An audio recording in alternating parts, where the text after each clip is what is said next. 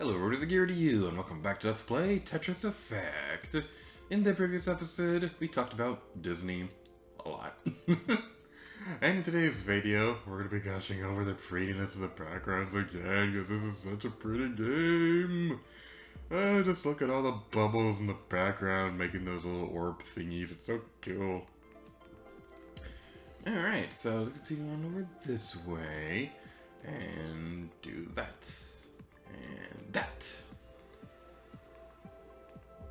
And the bubbles in the background look so cool. I like bubbles. Right. One thing that's kind of fun about going back to talking about Disney World again. So one thing that's fun about working at a Disney park is that they have those little bubble wand thingies. So like every now and then you see a whole bunch of bubbles just randomly floating in the area. And as somebody who really likes bubbles, it's always really nice to see that because I like bubbles and things like that. Bubbles are awesome. It's also pretty interesting, like the science of how a bubble pops, because whenever you think of a bubble popping, you just like kind of imagine it kind of like exploding in midair and things like that. But how a bubble pops is that whenever you like poke it or something like that, it tears through the density of the thing. So like the outer layer of the bubble will tear, and then that will cause like the liquid to dissolve and things like that, and that's what causes the illusion of it to blow up.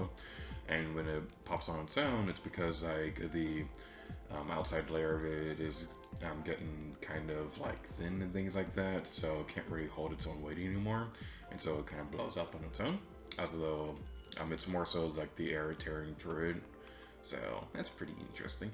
There's probably better ways to word the science of all this, but I'm not a science major. I just know of random science fun facts and things like that. Okay, I gotta say, I've probably mentioned this before already during this play, but I really like how the edge of the Tetris board kind of like bounces back and forth as you hit the walls. That's a really good detail. Did they do that with other Tetris games? Because I don't remember that being a thing in Puyo Puyo Tetris or 99 or Tetris Worlds, and those are all the Tetris games that you need, right?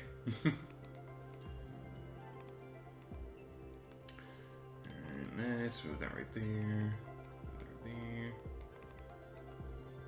Alright, we're getting hopefully close to the end.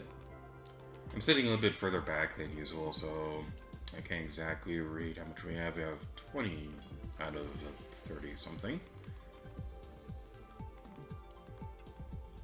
Yeah, the background. Just look at all those pretty orbs and things like that. This is such a pretty game.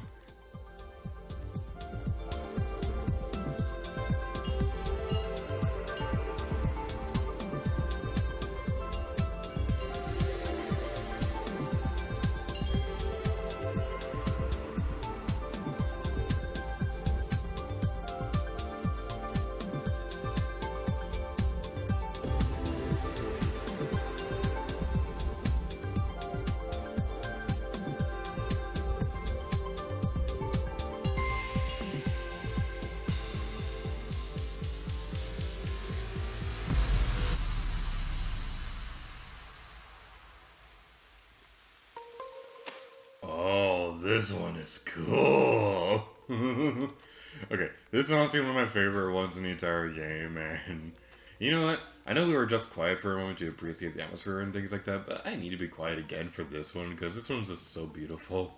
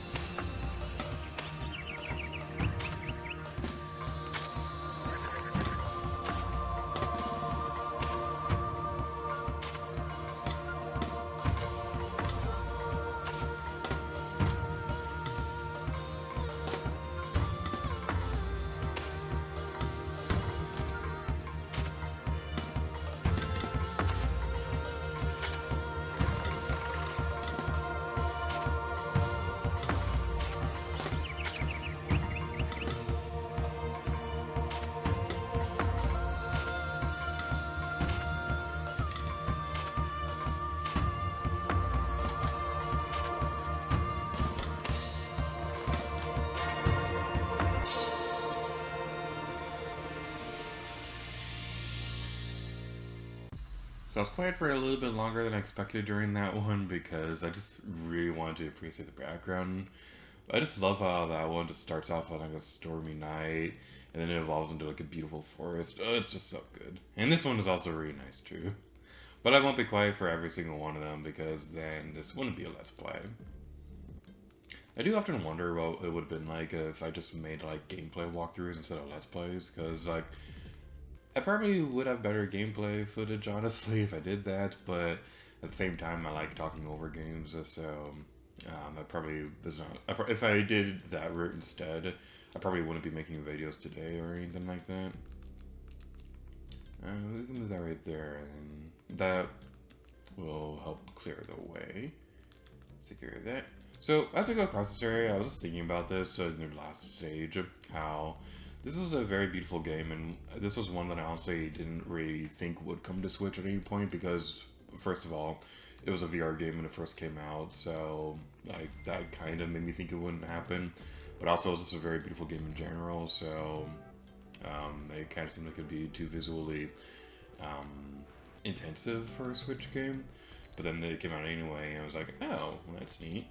So, I gotta say, between things like this and The Witcher 3 coming to Switch and things like that, I really have to wonder, why in the world is Kingdom Hearts a cloud release on the Switch?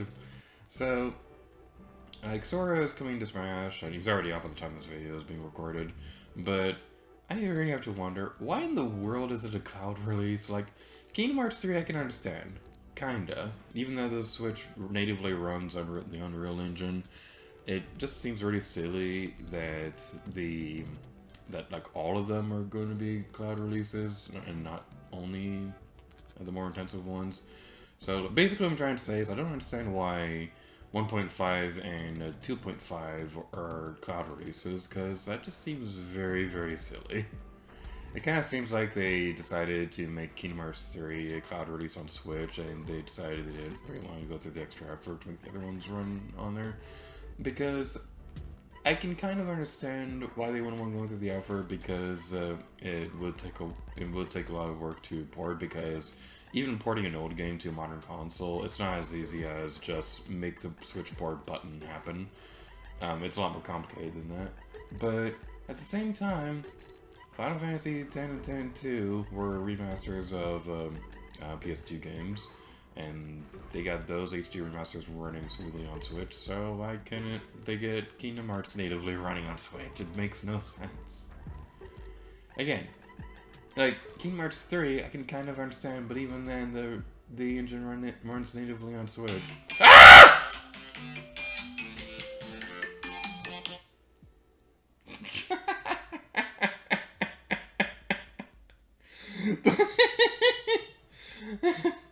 Okay. That was my alarm to wake up. I woke up like an hour or so before my alarm because I went to bed earlier than usual last night. I forgot to turn off the alarm before recording. That is kind of... That's the first time that's ever happened.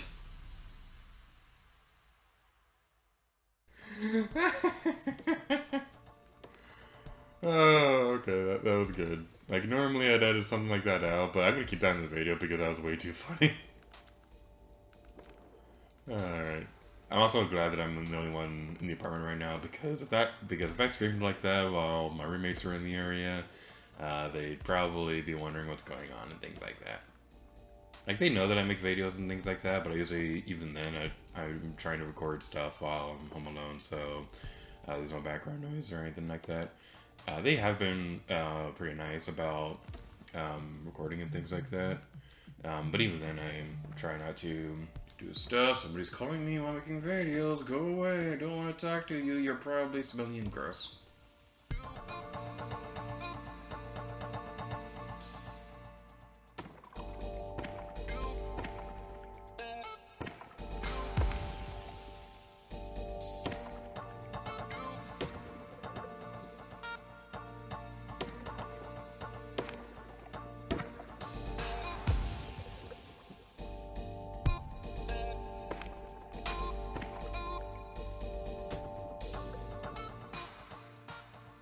Okay, now I'm getting super distracted because my phone went off twice in the middle of the video. And I'm kind of worried that it's going to keep doing stuff and it's not going to end well. Like, yeah, we're definitely not going to win this one. Maybe. Okay, there's hope. There's hope. There is hope. There is soap.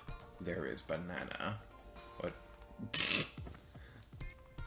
Even by my standards, that makes no sense. Oh, why didn't that? Oh no, I was counting on her to do things that were cool, but then it didn't work because I'm a big dummy head. Yeah. Okay, well, we can make this work. We can do this. I'm in denial. And let's go like that. And go like that. Haha. And do that. And that. And that. And that. I thought that was going to be one of those vertical block things. This isn't going well. This is maybe going well. Hopefully, at some point, we can succeed in our destiny. Yeah, just hard to open my big stupid mouth.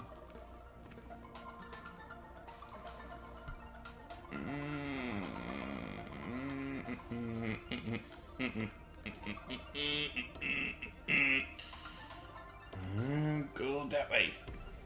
Whew. Oh boy, this is a scary experience. I want my mommy. Okay, we're hopefully getting close. We are hopefully getting close. We are hopefully getting toast. I like toast. Toast is yummy. Ghost. Ghost. Toast. I remember during Luigi's Mansion 2 Dark Moon Versus, Pancake was telling me how if we ever do a Luigi's Mansion 3 Versus, I can't make that joke again. Because like pretty much every video of the Luigi's Mansion Versus video, I'd be all like, Ghost, Ghost, Toast. Because that's like one of my favorite SpongeBob quotes ever.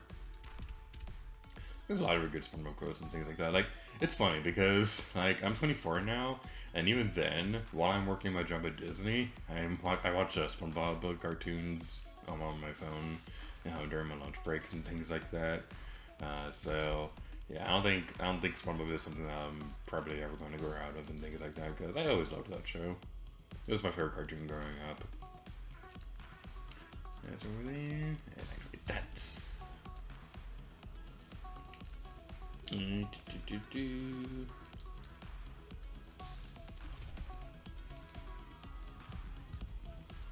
remember when I was a kid, I used to watch TV a lot, but then as I got to be like a teenager and things like that, I kind of just stopped watching TV as much as I usually did. And I remember I was a family member with this at one point, how I was like, why is there never anything good on TV anymore? But I think they misunderstood me because they were like, well, when you become a teenager, you start to grow out of cartoons and things like that. So that's probably what's going on. And internally, I was all like, that's not it at all. I just don't like TV in general anymore, and I still love cartoons, so I don't know what you were saying.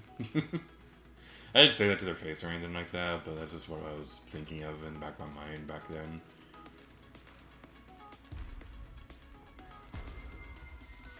I still don't really watch TV that much anymore. Like, I haven't had a cable TV in a long time.